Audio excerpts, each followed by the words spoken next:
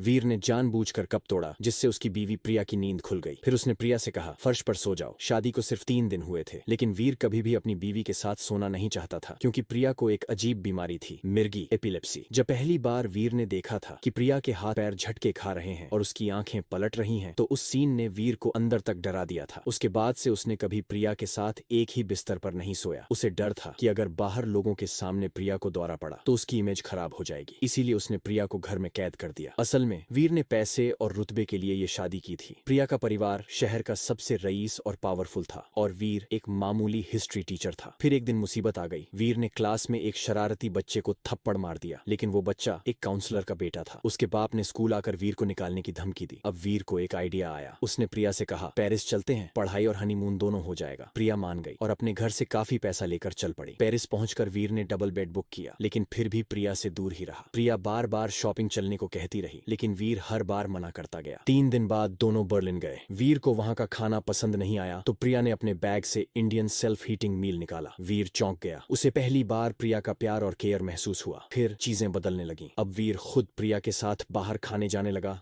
Dance करने लगा, और जब कोई आदमी प्रिया को घूरता तो उसे थोड़ा जलन भी होती। एक बार जब किसी बार की लड़की ने वीर को फ्लर्ट किया तो उसने पहली बार अपनी वेडिंग रिंग दिखा दी। प्रिया को पब्लिकली अपनाया। ट्रिप के दौरान वो ऑनलाइन क्लास भी ले रहा था ताकि अपनी टीचर वाली इमेज भी सुधार सके। फिर एक दिन प्रिया को अचानक दौरा पड़ा, लेकिन इस बार वीर डरा नहीं। उसने प्रिया को गोद में उठाया और सीधे हॉस्पिटल ले गया। वो उसे पूरी तरह अपना चुका था। जब दोनों इंडिया लौटे तो हाथों में हाथ डाले घर लौटे। अब वो वाकई एक अलग न टूटने वाला कपल बन चुके थे। अगले दिन वीर ने स्कूल में जाकर खुद से रिजाइन कर दिया। उसे अपनी पुरानी गलतियां समझ आ चुकी थीं। अब वो प्रिया के साथ एक नई जिंदगी शुरू करना चाहता था, कहीं और, एक नया स्कूल, लेकिन इस बार एक सच्चे पति के तौर पर।